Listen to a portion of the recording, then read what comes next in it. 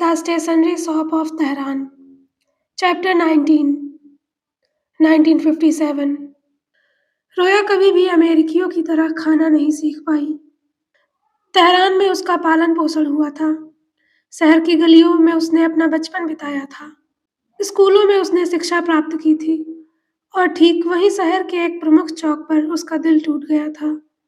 उसने उस समय को भुला दिया जब वह बहमन से प्यार करती थी, लेकिन अमेरिकी खाना उसे उम्मीद से कहीं ज्यादा मुश्किल साबित हुआ।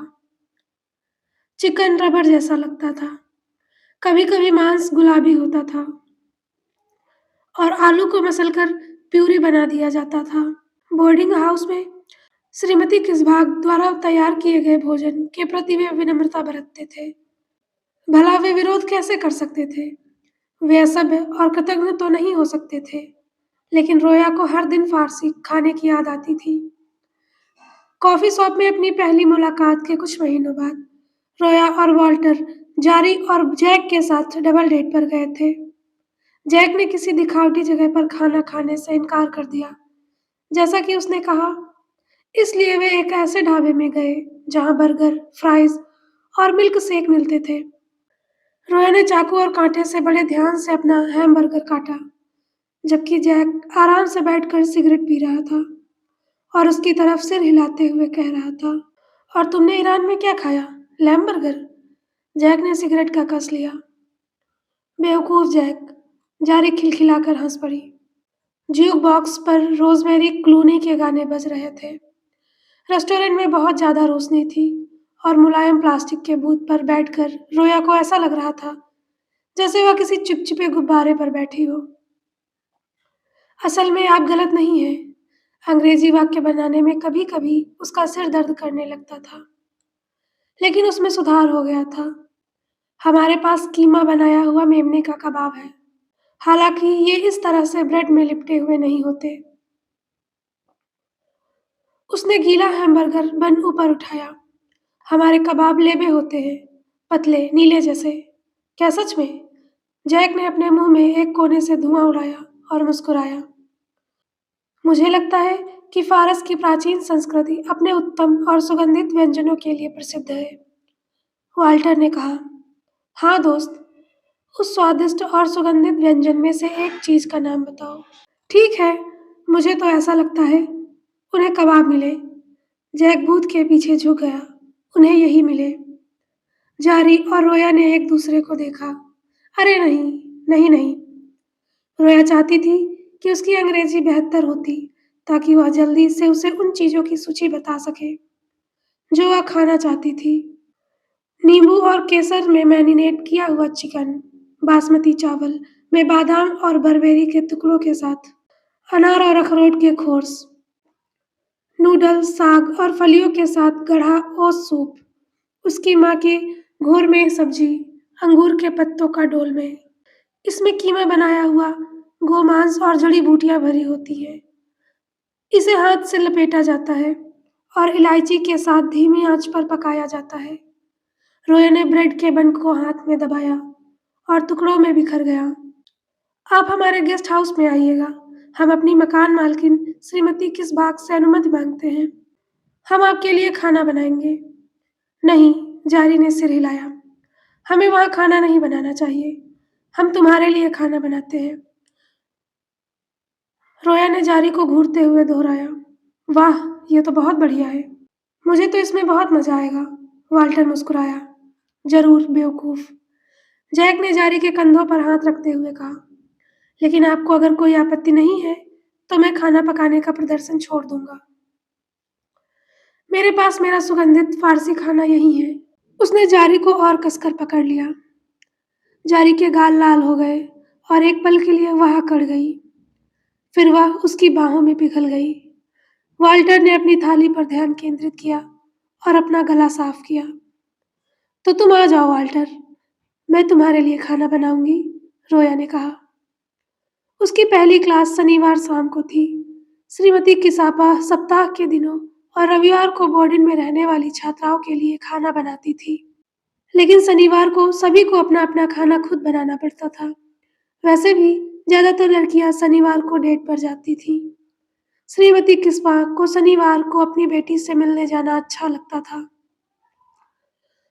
और वह अपने पोतों-पोतियों की शरारतों के बारे में लंबी-लंबी कहानियाँ सुनाकर लौटती थी।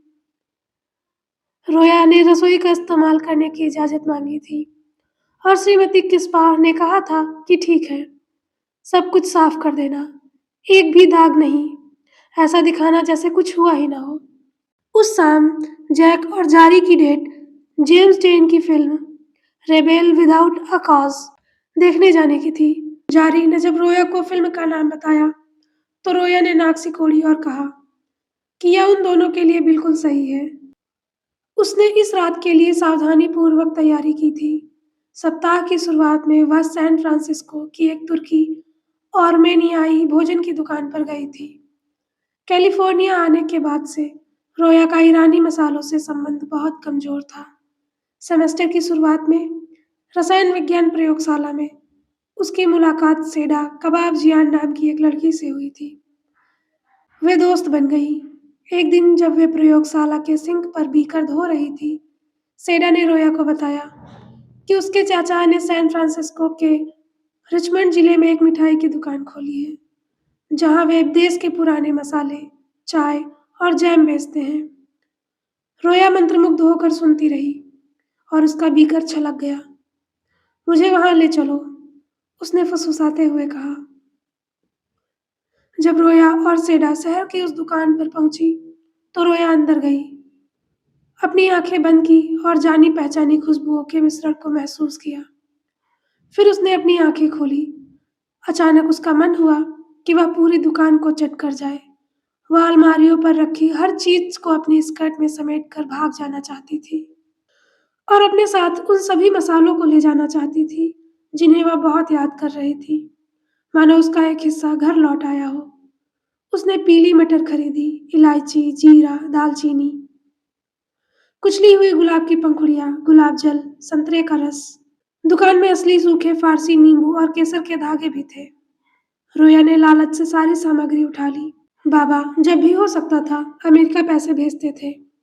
अब वह इस यात्रा में अपनी मेहनत से कमाए हुए तोमान उड़ा देगी। उसने नीले रंग का ब्लेजर और एक पोर्क पाई टोपी पहनी हुई थी। जब उसने टोपी उतारी, तो यह स्पष्ट हो गया कि उसके बाल धोए गए थे और सावधानी से कंघी किए गए थे। इस अवसर पर रोया उसे रसोई में ले गई और उसके बारे में एक शब्द भी नहीं कहा। किस्पा के देशों में ऐसा करना व्यर्थ था, जो कि हैरान करने वाला था। वैसे भी बोर्डिंग हाउस में कोई भी अंदर जूते नहीं उतारता था। उसने वाल्टर को बैठने के लिए कहा और उससे पूछा कि वह क्या पीना चाहेगा। ओह, अगर आपको कोई परेशानी ना हो, तो मुझे एक कोका कोला चाहिए। धन्यवाद। अगर वह ईरानी होता, तो वह कहता, ओह नहीं धन्यवाद, मैं आपको परेशान नहीं कर सकता, मैं ठीक हूँ। वह फिर पूछती और वह फिर मना कर देता और कहता कि बिल्कुल ठीक है, धन्यवाद, किसी चीज़ की ज़रूरत नहीं है। वह सबसे पहले उसे चाय परोस देती, जो उसने पहले ही बना दी थी। वह मेवों और बीजों का एक कटोरा, फलों की एक थाली, चने की छोटी-छोटी बिस्किट और अन्य मिठाइयों से भरी एक ट्रे तैयार करती। अगर वह ईरानी होता, तो वह एक थाली में ढेर सारे फल परोसती, उसके लिए एक खीरा छीलती, चाय को एक बड़े बर्तन में डालती और गर्म चाय पीते समय उसके दांतों के बीच रखने के लिए चीनी के टुकड़े देती। शुरुआत में वह श्रीमती किस्बाग के घर आने वाले हर मेहमान के लिए, पढ़ने वाले अन्य सहपाठियों के लिए और यहाँ तक कि जारी के जैक के लिए भी ये सब करना चाहती थी। लेकिन वह उस घर में सीमित थी, जो उसका अपना नहीं था। उस रसोई में जहाँ समोवर नहीं था, उस जगह पर जहाँ लोग खीरे को फल नहीं मानते थे और यह नहीं सोचते थे कि रात के खाने से पहले ढेर सारा फल खाना चाहिए। जब सेडा केबाब-जियान उसके केमिस्ट्री लैब के नोट्स की समीक्षा करने आई थी और रोया ने उन्हें अधिक जानकारी न देने के लिए माफ़ी मांगी, तो सेडा ने हाथ उठाकर कहा, रुको रोया, हाँ ऐसा नहीं है। हमारे दोनों घरों में जैसा होता है, वैसा यहाँ नहीं है। वाल्टर का ओह, अगर आपको कोई परेशानी ना हो, तो मैं एक कोका कोला लूँगा। धन्यवाद। सुनकर उसे कोई हैरानी नहीं हुई। वह यहाँ 1 साल से ज़्यादा समय से रह रही थी। वह अब अमेरिकी तौर-तरीकों से अच्छी तरह से वाकिफ़ थी। वह जानती थी कि पहले तो उसने विनम्रता से उनकी पेशकश को ठुकरा दिया। यह कोई असभ्यता नहीं थी। वह जानती थी कि फ़ारसी तारुफ़ वह रस्म जिसमें लगातार पेशकश और अस्वीकृति होती है, अक्सर अकलंकित भाषा और अतिरंजित चापलूसी से भरी होती है। यह प्रचलित नहीं थी। वह कोका कोला लेकर लौटी। बाकी सभी किराएदार और श्रीमती किस्पाग बाहर गए हुए थे। रसोई और पूरा घर वाल्टर के लिए खाली था। इतने बड़े घर में उसके साथ अकेले रहना अजीब लग रहा था। ईरान में तो कभी ऐसा नहीं होता, लेकिन यह वाल्टर था। यह बहुत ही सभ्य था। वह कभी भी उस पर जबरदस्ती नहीं करता। उसने खुद को समझाया कि ऐसे फालतू के ख्याल ना रखे। चलो, खाना बनाने का समय हो गया है ना? वह उसके पीछे रसोई में गया। वाल्टर के आने से पहले ही रोया ने सारी सामग्री तैयार कर ली थी। उसने उसे सारी सामग्री दिखाई और अपने द्वारा बनाए जा रहे व्यंजन के बारे में थोड़ी जानकारी दी। इसे खोर से बदेनजान कहते हैं।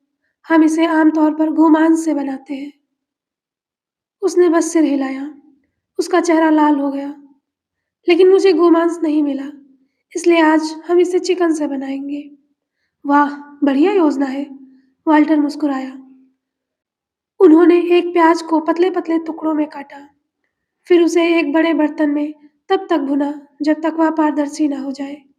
श्रीमती किस्पा ने ऊपरी शेल्फ पर जो ओखली के मूसल रखा था, उससे उन्होंने कीमती केसर के धागों को पीसकर बारीक पाउडर बना लिया। वाल्टर रसोई की मेज पर बैठा और प्रसन्नता से देखता रहा।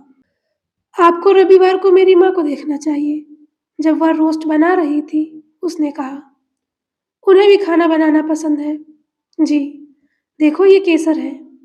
देखो ये कैसे कुचल रहा है। उसने मूसल से केसर के धागों को ओखली में दबाया। देखा? मुझे तो यह बहुत पसंद आ रहा है। यह तो कमाल है। खाना बनाते समय उसकी झिझक धीरे-धीरे दूर होने लगी। ठीक वैसे ही उसके साथ जैसे कैफे में जारी और जैक के साथ कुछ डिनर के दौरान। उसे वास्तव में सहज महसूस हो रहा था। उसका इरादा कभी भी इतने हंसमुख व्यक्ति के साथ अमेरिका में समय बिताने का नहीं था। उसे अत्यधिक खुशी अप्रिय लगने लगी थी, बनावटी लगती थी। अमेरिकी लोग दिन रात साल भर इतना खुश कैसे रहते थे? यह उनके देश की नई चमक-धमक का कमाल होगा। यह उन सारी आज़ादी का कमाल होगा। हजारों सालों के घुटन भरे नियमों का कोई बंधन नहीं, बस सहजता से जीवन का आनंद लेना। लेकिन वह इस खुशमिजाजी की आदी हो जाएगी।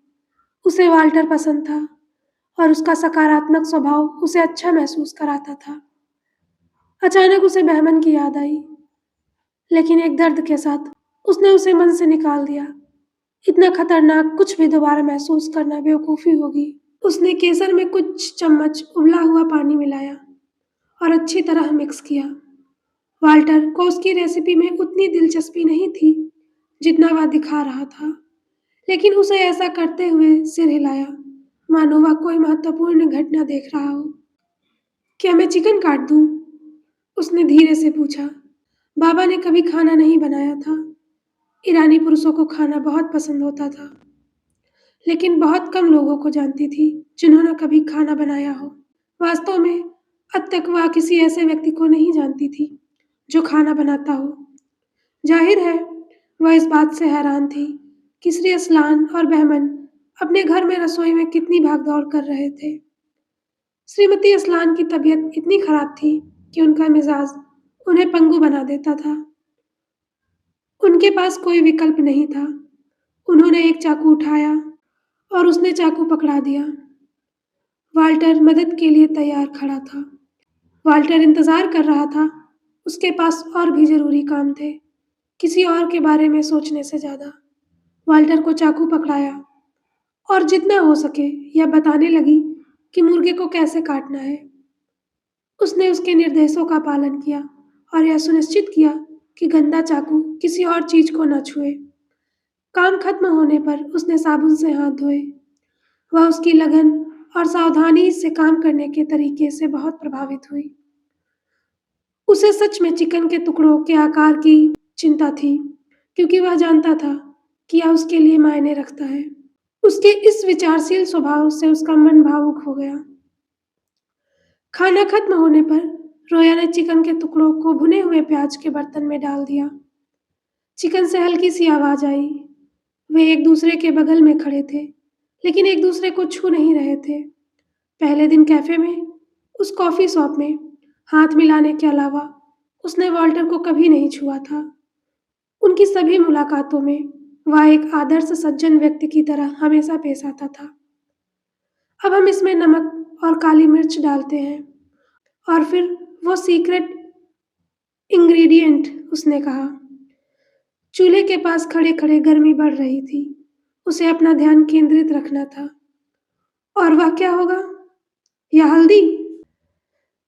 उसे हल्दी शब्द का उच्चारण सही नहीं पता था। वाल्टर की आंखों में चमक आ गई, लेकिन वह समझ नहीं पाई कि उसने गलत उच्चारण किया है या वाल्टर को हल्दी के बारे में कोई जानकारी ही नहीं है। उसने भुने हुए चिकन पर खूब सारी हल्दी छिड़क दी। निसंदेह, वाल्टर ने कहा, यह व्यंजन मेरे द्वारा अब तक चखे गए किसी भी व्यंजन से बिल्कुल अलग होगा। अब हम चिकन और प्याज में पानी डालकर उन्हें ढक देते हैं। मैंने इसे नोट कर लिया है। मुझे नहीं लगता कि आप लिख रहे हैं। सब कुछ यही है। उसने अपने सिर पर हाथ फेरा।